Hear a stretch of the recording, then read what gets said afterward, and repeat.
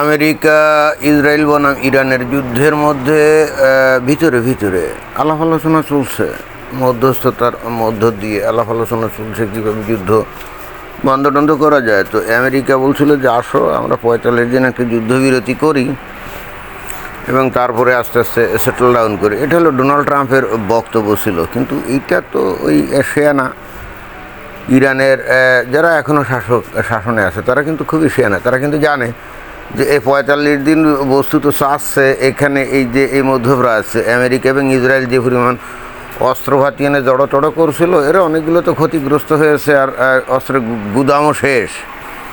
বস্তুত সময় কেনার জন্য চেষ্টা করছে যে আরও অস্ত্রঘাতী এখানে এনে জড়ো করবে এবং তারপরে আমেরিকা তার নিজের শর্তে ইরানকে ওই যুদ্ধবিরতিতে রাজি করাবে এরকম। তো ইরানের শাসকগোষ্ঠী তো ভালো মতো টের পেয়ে গেছে। তো তারা কি করছে, তারা এই ডোনাল্ড ট্রাম্পের এই প্রস্তাব প্রত্যাখ্যান করে তারা পাল্টা 10 দফা দাবি পেশ করছে। তো এই 10 দফা দাবির মধ্যে অন্যতম দাবি হলো যে আঞ্চলিক সংঘাত বন্ধ করা। আমার কাছে এটাই খুব গুরুত্বপূর্ণ পয়েন্ট মনে হয়েছে যে আঞ্চলিক সংঘাত বন্ধ করতে হবে এবং ওই ইরানের ওপরে যে নিষেধাজ্ঞা আছে, তারা যে তেল ওপেন মার্কেটে বিক্রি করতে পারে না, এটা তুলে নিতে হবে। আমার কাছে এই 2টা পয়েন্ট খুব গুরুত্বপূর্ণ মনে হয়েছে। আর অন্যান্য পয়েন্ট আছে যে হরমুজ প্রণালীতে যাতে কেউ কোনো ঝামেলা করতে না পারে, মানে নিরাপদে সমস্ত বাণিজ্য জাহাজ চলাচল করতে পারে, এই সমস্ত বিষয় আছেই। বাট আমার কাছে এই 2টা মনে হয়েছে যে ইরান এই যে 2টা প্রস্তাব দিল না, এর মধ্যে একটা দুর্দান্ত রকম ধুরন্ধর একটা আছে এবং এটা অনেকটা কন্ট্রোভার্সিয়ালও বটে। আচ্ছা, আঞ্চলিক স্থিতিশীলতা তো সবাই চায়, কেউ কি চায় নাকি আঞ্চলিকভাবে বিভিন্ন দেশ যুদ্ধবিগ্রহে জড়া থাকুক, যেমন মধ্যপ্রাচ্যে এখন যুদ্ধের দামামা বাড়ছে, তাই না? তো কেউ তো আর চায় না যে এখানে যুদ্ধ চলতে থাকুক। সেদিক দিয়ে মনে হয় যে এই ইরান খুব ভালো প্রস্তাব দিয়েছে, তাই না? কিন্তু ঘটনা কি আসলে তাই নাকি? এখানে যে আঞ্চলিক সংঘাত এই সৃষ্টির মূল কারণ কে?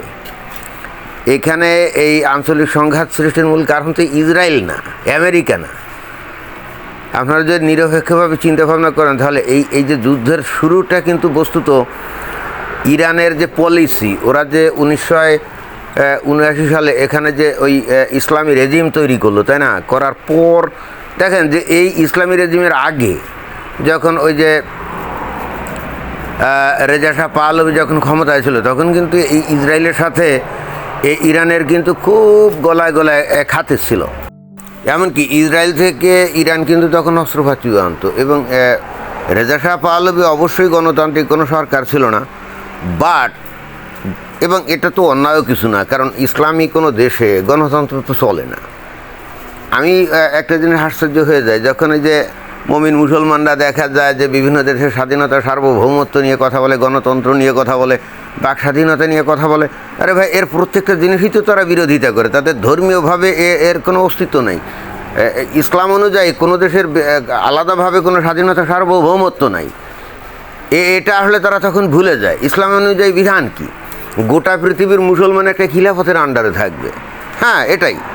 এখানে ওই বাংলাদেশ বা পাকিস্তান অথবা সৌদি আরব অথবা কুয়েত, কাতার, মালয়েশিয়া, ইন্দোনেশিয়া এরকম আপনার আলাদা কোনো দেশ থাকবে না।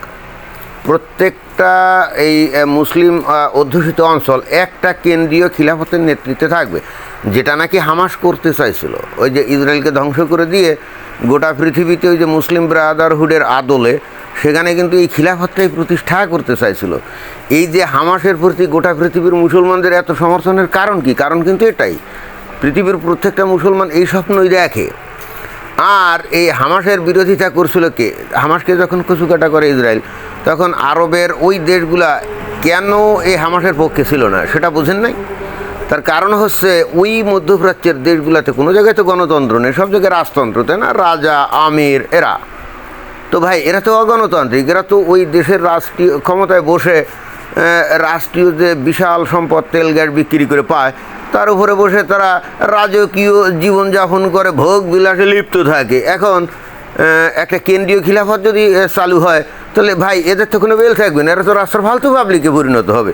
ভাই কেউ যখন ক্ষমতায় থাকে, বসে থাকে, সে কি সেখান থেকে নামতে চায়? বলেন, কেউ কিন্তু নামতে চায় না। সুতরাং এখানে ইসলামের মধ্যেই মূল সমস্যাটা নিহিত।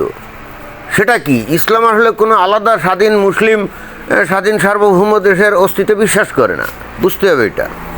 তো যাই হোক, যেটা বলতেছিলাম যে এই ইরানের এই যে রেজা শাহ পাহলভি, তার আমলে কিন্তু ইরান একটা আধুনিক দেশ ছিল, যদিও সেও অগণতান্ত্রিক ছিল।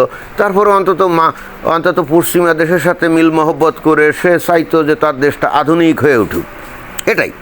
কিন্তু 1979 সালে যখন এই বিপ্লব ঘটে, তার পতন ঘটে, তখন কি হলো? তখন ইসলামী শাসন চালু হলো। আর ইসলামের সবথেকে ভয়ঙ্কর শত্রু হলো ইহুদিরা। বুঝতে হবে ভাই, এখানে আপনারা আবেগে বশবর্তী হয়ে আপনারা বলতে পারেন, এবং আপনার আবেগ দিয়ে তো দুনিয়া চলে না। আপনারা যারা মুসলমান এবং আপনারা যারা ইসলাম অনুসরণ করেন, আপনাদের সবচেয়ে 1 নম্বর শত্রু কারা? ইহুদিরা। এটা খোদ নবীর সময় থেকে। এটা ওই যে ইসরায়েল রাষ্ট্র 1948 সালে প্রতিষ্ঠিত হয়েছিল বলে ইহুদিরা আপনাদের জাতশত্রু হয়ে গেছে, এগুলো ফালতু কথা। কেন এই ফালতু কথাগুলো মানুষকে বুঝান? সেই নবীর আমলে 1400 বছর আগে খোদ নবী নিজে কি খায়বারে গিয়ে ইহুদিদেরকে কচুকাটা করে না? বানু কুরাইজার সেই গোত্রের 700 থেকে 900 ইহুদিদেরকে কি কল্লা কাটে নাই? কাটছিল তো। তো ভাই, শত্রুতা তো সেখান থেকে। 1948 সালের আগে, যখন 1941-42 সালে যখন এই যে জার্মানিতে, মানে তখন তো দ্বিতীয় বিশ্বযুদ্ধ চলছিল, তাই না? জার্মানিতে অ্যাডলফ হিটলার যখন এই ইহুদিদেরকে কচুকাটা করতেছিল, এই জার্মানির এবং ইউরোপের ইহুদিদেরকে ধরে ধরে গ্যাস চেম্বারে হত্যা করছিল, তাই না?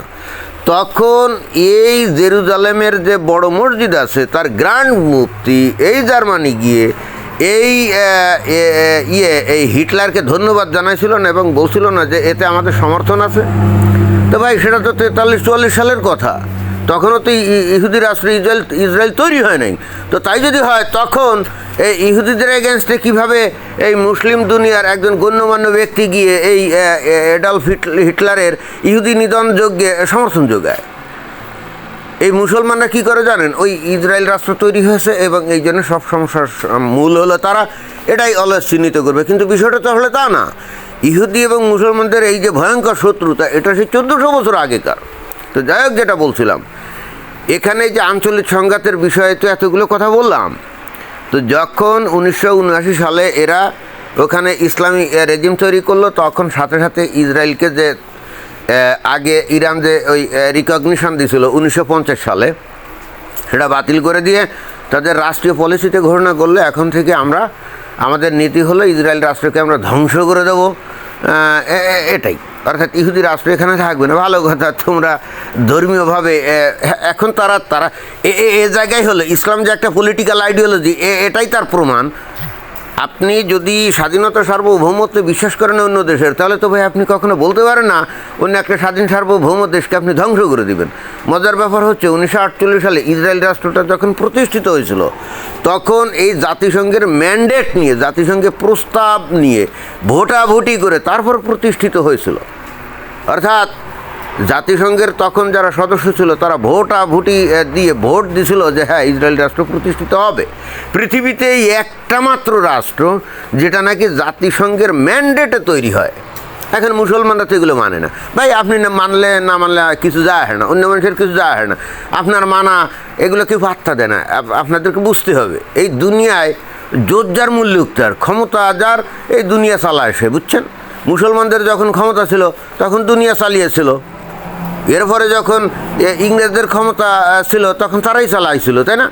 এখন আমেরিকার ক্ষমতা, এখন তারাই চালায়। দুনিয়া যোদ্ধার মূল্যুক্তার, এটাই আপনারা নিজেরাই তো এটা বিশ্বাস করেন যে ওই আপনাদের নবী বলছিল না যে দুনিয়াতে যতক্ষণ পর্যন্ত অমুসলিমরা থাকবে ততক্ষণ পর্যন্ত তাদের বিরুদ্ধে যুদ্ধ করে যাওয়ার জন্য আমি আদিষ্ট হয়েছি, নবী বলছিল। তো এটা কি যোদ্ধার মূল্যুক্তার কথা না?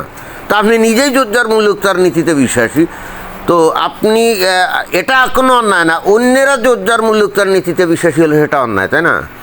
যাই হোক, আমি যেটা বলতেছিলাম সেটা হলো যে এই যে আঞ্চলিক যে সংঘাত নিরসন না, চিন্তা করে দেখেন যে যখন রেজা শাহ পাহলভীর পতন ঘটে, যখন ইসলামী রেজিম তৈরি হলো, তখন তারা নিজেরাই কিন্তু আঞ্চলিক সংঘাত সেই 1979 সালে শুরু করে, এবং অতঃপর ইসরায়েলকে ডাইরেক্টলি আক্রমণ করতে না পেরে তারা কি করে, হেজবুল্লাহ, হুতি, হামাস এইগুলোকে তারা কি প্যাট্রোনাইজ করা শুরু করে না, এই ইরান। টাকা পয়সা দিয়ে অস্ত্রপাতি দিয়ে এরাই তো করে। এবং ইন্টারেস্টিং ব্যাপার, এই ইরানের উপরে আন্তর্জাতিক স্যাংশন আছে, ওপেন মার্কেটে তেল বিক্রি করতে পারে না, অথচ চোরাই মার্কেটে তেল বিক্রি করে রাশিয়ার কাছে, রাশিয়া বলছি চীনের কাছে। সেই টাকা দিয়ে তারা তাদের জনগণের উন্নতি না করে তারা সেই টাকা খরচ করে এই ইসরায়েলকে দমন করার জন্য। তাহলে এখানে আঞ্চলিক সংঘাতটা তো বাধায় কে? ইরানই তো বাধায়, তাই না? তা ইরানকে এখন মুসলেকা দিবে যে যুদ্ধবিরতি হবে, ভালো কথা, সে আর ওই হেজবুল্লাহকে অথবা হুতি হামাসকে আর কোনো সহযোগিতা করবে না, না, সেটা সে করতে রাজি না। তো ভালো কথা, তুমি যখন এগুলা এই নীতিতে বিশ্বাসী থাকবা এবং ওটাই বহাল রাখতে চাইবা এবং এইগুলো করে আবার আঞ্চলিক সংঘাত বন্ধ করতে চাইবা, তখন ঠিক আছে, সংঘাত যাতে চিরস্তরে বন্ধ হয় এই জন্য তোমার দেশটাকে ধ্বংস করে দেওয়া হবে। মানে এটাই কিন্তু এখন আমেরিকার নীতি, যে তোমাকেই ধ্বংস করে দেওয়া হবে যাতে তুমি আর কাউকে সাহায্য সহযোগিতা করতে না পারো। বোঝা গেছে? এখন এত গভীরভাবে বা এই মুমিন মুসলমানরা কি চিন্তা করে? তারা তো উপরে উপরে মনে করে হ্যাঁ ইরান তো খুব ভালো কথা বলছে, আঞ্চলিক সংঘর্ষ বন্ধ করতে হবে, এবং তারা কোনো কারণ ছাড়া ইসরায়েলের উপরে যাবতীয় দোষ চাপায়। কারণ ওই এই হামাস হুতি হেজবুল্লাহ যখন ইসরায়েলের উপরে হামলা চালায় না, ইসরায়েল তখন তো গিয়ে তো পাল্টা হামলা চালায়। তো ওই হামাস হুতি হেজবুল্লাহ যে ইরানের উপর ওই ইসরায়েলের উপরে হামলা চালালো, মুমিন মুসলমানরা ইচ্ছাকৃতভাবে এটা ভুলে যায়। এইবার ইসরায়েল যখন পাল্টা হামলা চালালো, যেমন এই যে এই গাজায়, তাই না, দেখবেন যে এইটাই এইবার সামনে এনে ইসরায়েল গণহত্যা চালাচ্ছে। আরে ভাই, ইসরায়েল যে গণহত্যা চালাচ্ছে, আমি ধরে নিলাম চালাচ্ছে, ধরে নিলাম, কিন্তু সেটা তো ওই হামাসের খাসলতের কারণ। হামাসই তো ওই ভোরবেলায় একদিন আল্লাহু আকবার ধ্বনি দিয়ে, তারা মনে করছিল এটা 1400 বছর আগে ওই খাইবারে যেমন আল্লাহু আকবার ধ্বনি দিয়ে ইহুদিদেরকে কচুকাটা করছিল এবং ওদের কিছুই হয় না, ওদের সুন্দরী নারীগুলোকে গনিমতের মাল হিসেবে বা ভাগাভাগি করে ভোগ করছিল। ওই এরাও কিন্তু সেটাই করছিল, ওই যে ইহুদিদের কিছু নারীদেরকে ধরে এনে কিন্তু সেটাই করছিল এবং ভাবছিল এতে কিছুই হবে না। তা ইসরায়েলকে সেটা দেওয়ার পাত্র তামা করে দিয়েছে। আর তখনই মুসলমানদের মানবতায় আঘাত লাগছে, এই ইসরায়েল একটি গণহত্যাকারী, বুঝছেন? তা আপনারা এইভাবে গণহত্যাকারী বলে যাওয়াতে ইসরায়েলের কি কোনো লোমটা ছেড়ে গেছে? কারণ আপনারা যে কত ভণ্ড আর মুনাফেক এবং আপনারা যে কত কন্ট্রোভার্সিয়াল চরিত্রের লোক, সহৃদয় চরিত্রের লোক, সেটা কিন্তু দুনিয়ার মানুষ জেনে গেছে। আপনারা আকাম কুকাম করবেন, আপনারা আগবাড়ি আক্রমণ করবেন, এটা মনে করবেন এটা আপনাদের ধর্মীয় দায়িত্ব, ইমানি দায়িত্ব, কারণ এটা জিহাদ। আর অন্যেরা আত্মরক্ষার জন্য আপনাদের উপর পাল্টা আক্রমণ করতে পারবে না, করলেই হয়ে যাবে তারা গণহত্যাকারী, তাই না? এই মামদোবাজির দিন কি আর এখন আছে বলেন? ধন্যবাদ।